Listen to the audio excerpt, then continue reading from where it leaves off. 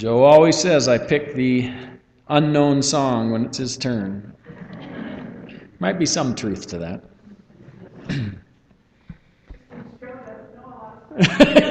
You just got to expand your repertoire. Thanks to everybody who's filled in over the last weeks, not filled in, but who has taken the opportunity to minister, and exciting to hear the things that have gone on. Good to be back also, traveled a lot of miles, and excited to be back this weekend and have one of my brothers here, Tim, and his family, Aaron, Sam, and Jennifer, most of their family here. So it's been great to have opportunity to visit and get caught up. So thanks. We're thankful for that, I should say. During our travels over the recent weeks, seems like we got a little road weary. The kids sure let us know about it. And all we do is drive. And we did travel a long way, but during part of that time, we spent a couple nights in Denver. And on the second morning we were there, I woke a little bit early in the morning, and you know how it is, everybody else is asleep, and you really don't want to wake everybody up, so I got out of the room, slipped out, and went for a run. And we were in sort of a congested area, but after a few blocks, I discovered a running path that wound down by the river. And it was beautiful. It was peaceful nature nestled in with the skyline of Denver as a backdrop. And I sort of got lost in the moment. And I know Mark's been doing a lot of bike riding lately, and you just kind of are in the moment. And it's a time to just not think about a whole lot of things. Take in your surroundings. And when I came around a curve, I was surprised by two different sights. Before me, Mile High Stadium, it seemed like it just magically appeared right out in front, just looming, really impressive, shining in the sun gleaming off of it.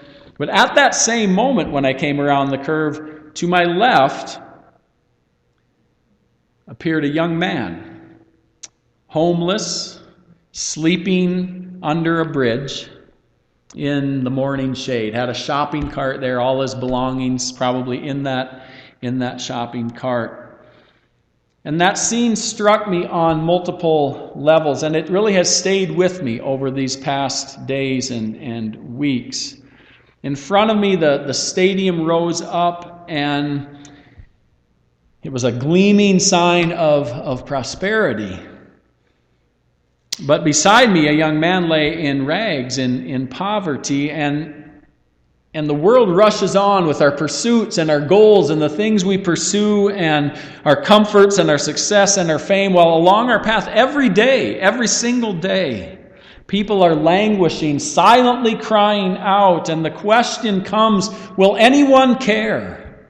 Will anyone care? We just sang, does Jesus care? And that's our starting point today. We're going to look at this concept over the next 4 weeks, but we start with the very idea that Jesus cares. Always, always, always cares. That word care is familiar. It's often forefront in our culture even. We talk about child care. We talk about senior care. We talk about pet care. We talk about Care International, Care.com, all these organizations. And then, of course, in the news lately, whether we like it or not, we have Obamacare and we have Trump care. And then my favorite is the skinny repeal.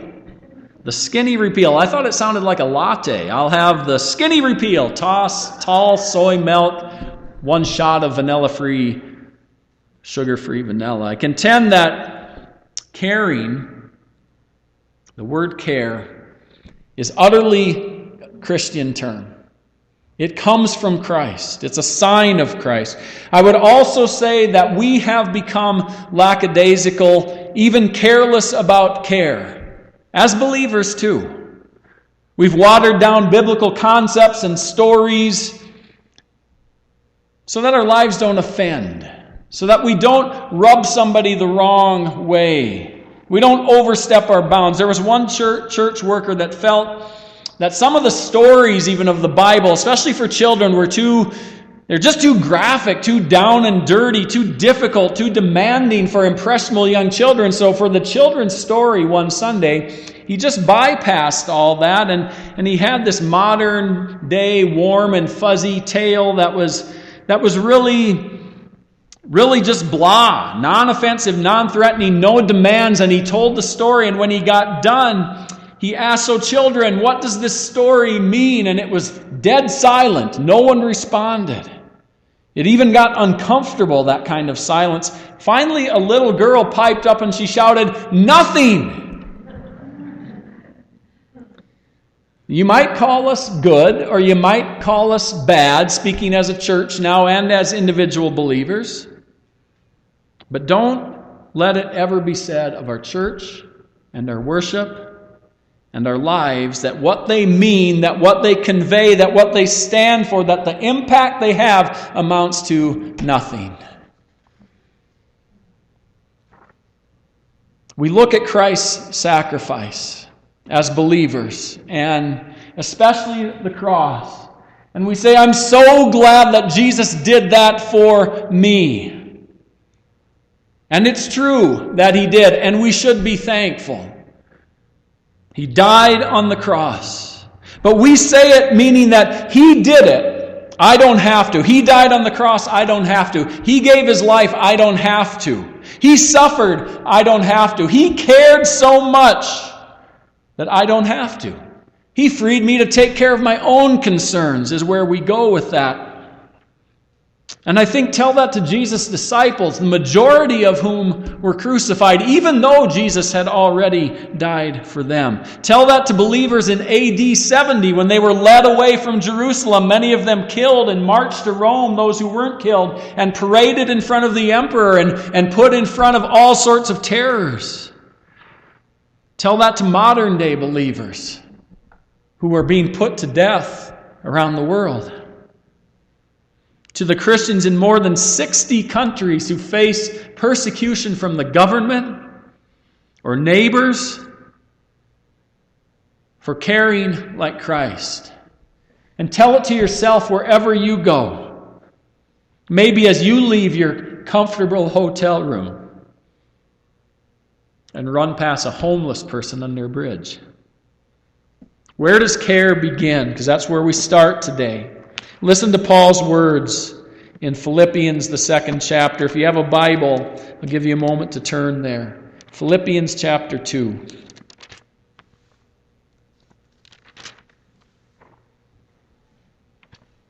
And as you're turning there, by the way, this is written by Paul to people whom he deeply cared about, and he wrote it from the comfort of prison in Rome.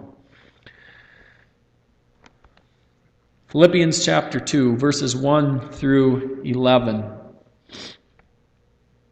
If you have any encouragement from being united with Christ, if any comfort from his love, if any fellowship with the Spirit, if any tenderness and compassion, then make my joy complete, Paul says, by being like-minded, having the same love, being one in spirit and purpose. Do nothing out of selfish ambition or vain conceit, but in humility consider others better than yourselves. Each of you should look not only to your own interests, but also to the interests of others. Your attitude should be the same as that of Christ Jesus, who being in very nature God, did not consider equality with God something to be grasped, but made himself nothing, taking the very nature of a servant, being made in human likeness. And being found in appearance as a man, he humbled himself and became obedient to death, even death on a cross. Therefore God exalted him to the highest place and gave him the name that is above every name, that at the name of Jesus every knee should bow in heaven and on earth and under the earth, and every tongue confess that Jesus Christ is Lord, to the glory of God the Father. Care begins with Christ, and it is the only concept I hope you take in today and leave with and keep with you this entire week, and that is that Jesus cares for me. We are encouraged, Paul says. We're comforted from his love. We have fellowship with the Spirit and each other. We know tenderness and compassion, all because Jesus cares. There's nothing we need more in life. There's nothing that we need to know without a doubt other than that someone cares. To know somebody cares about our successes. To know somebody cares about our sorrows. To know somebody cares when we're sick. To know that somebody cares about our struggles. To know that if somebody saw me under the I-90 bridge without a home, that they'd invite me into theirs. We look for work. We look for marriage. We look for friendship. We look for fellowship. All in places and in people who care. It's what our heart cries for, is to have someone care. And our model is Jesus, who cares completely and perfectly. Verses 3 and 4. I'm going to have you listen to them again in a moment. If we take those two paragraphs and summarize, there's one word that will do it. Listen again. Do nothing out of selfish ambition or vain conceit, but in humility consider others better than yourselves. Each of you should look not only to your own interests, but also to the interests of others. What's a word that is telling us to do? I'll give you a hint. It's the key word we're talking about today. Just to care. Don't tell me what you think. Tell me what I want. Just kidding. Those verses are addressed to us because they are a picture of how Jesus cares for us. Don and Donna are here this morning. They've been through extraordinary trials. What might care look like to them right now? I picture Daryl and Sharon going through so much just to get to Houston, and not just that, but over the recent years, and then to get there and now to be told, oh, sorry, you're going to have to wait another month. Maybe go back home and come again. What does care look like to them? And look at your own life. I'm convinced we don't do this enough. Look at an area of need in your own life at a time where you need to know that someone cares, maybe right now or maybe recently, maybe ongoing, and then look at Jesus. And I mean really look, not just say his name, not just look at the words, but really, really look. And then let's consider what care might mean in light of him, in light of Christ's care for you. As we do that, there were 3 mothers who got together recently for coffee at Perkins, and they were talking how much their sons cared for them. The first mom said, you know that John Crane painting I have that hangs in our living room? My son got that for me, and he gave up a whole month's salary just to get that for me. That's how much he cares. Second mom said, you know, you might have seen out front that Cadillac that I drove up in today. Yeah, well, my son, he gave up 6 months of his salary just to buy that Cadillac for his mom. That's how much he cares for his mother.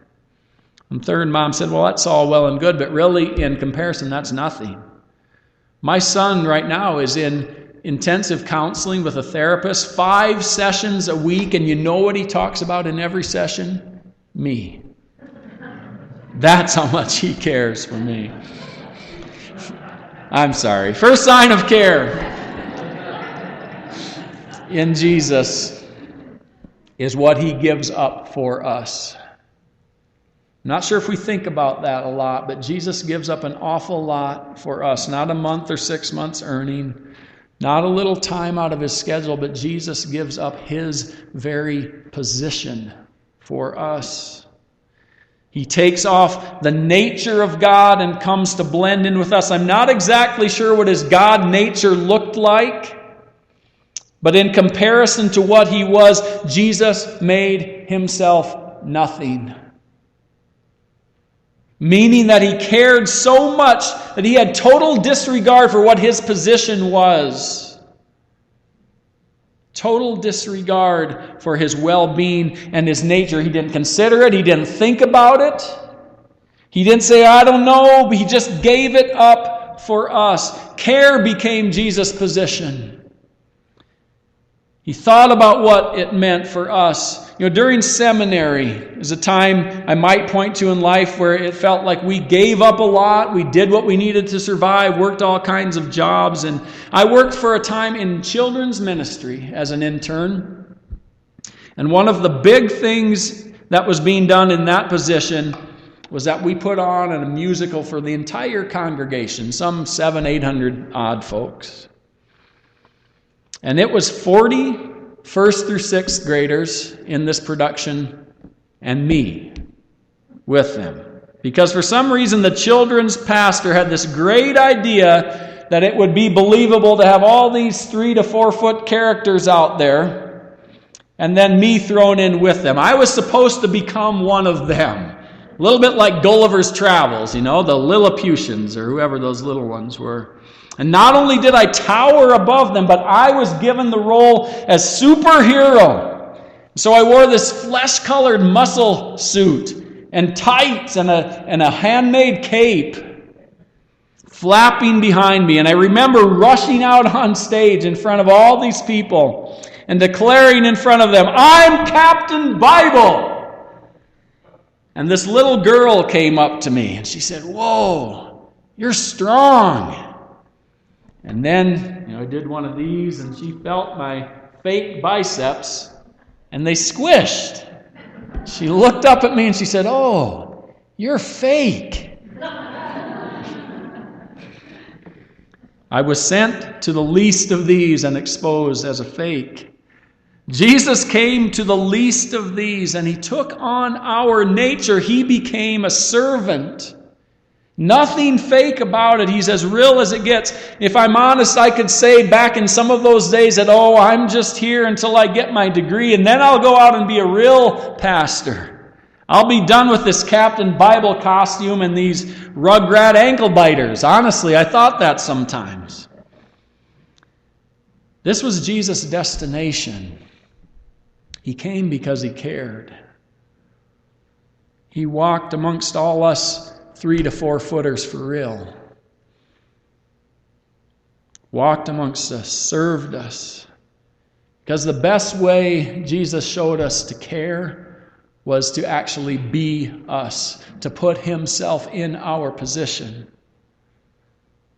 To know and experience and share every joy, every sorrow, every triumph, every temptation, every pain that we experience in life.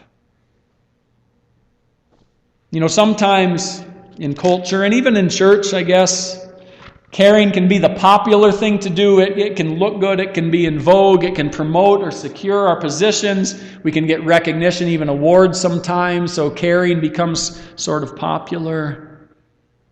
Jesus' caring goes a bit beyond this, and it has to do with humility. It has to do with the things that people never realize that happen.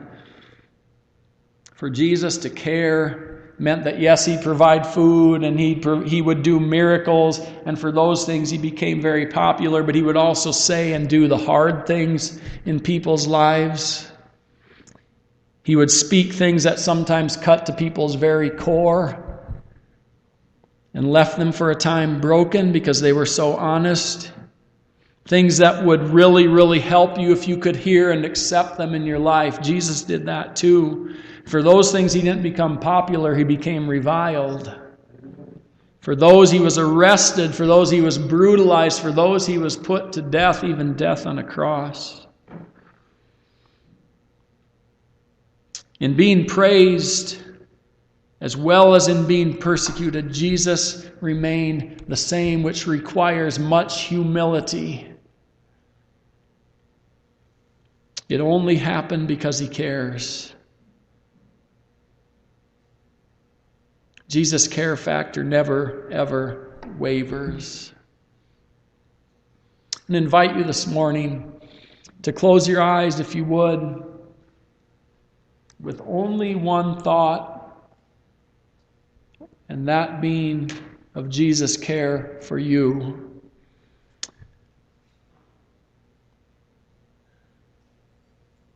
Close your eyes and think about someone who cares so much for you that he will do what is best in your life.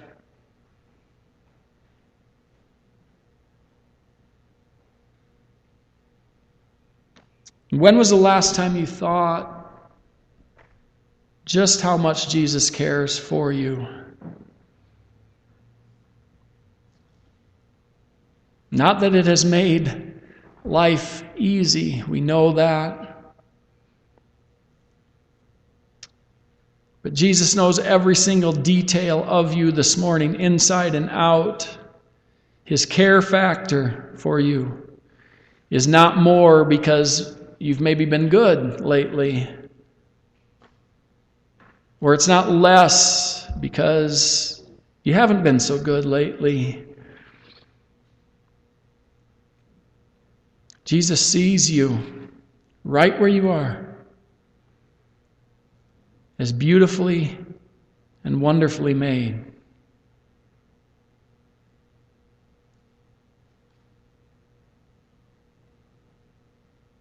He cares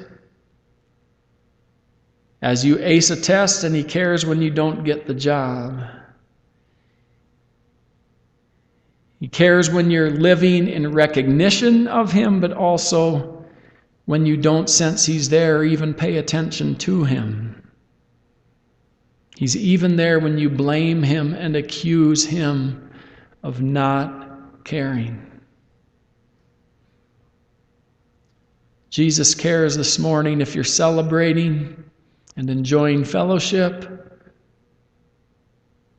or if you're hurting more than you ever have before in life.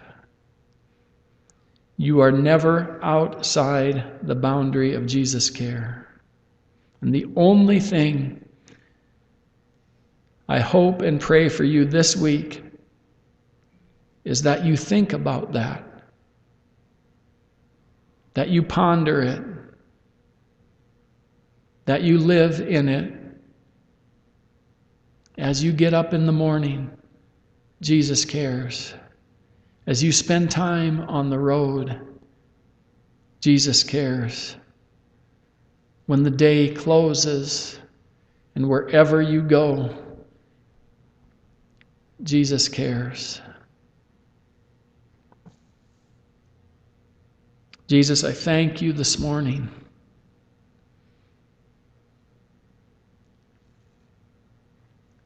for being the absolute, consistent, perfect model of care. I pray that you would give us grace this week to sense that and know that, maybe in a way as we never have before, or in a renewed way.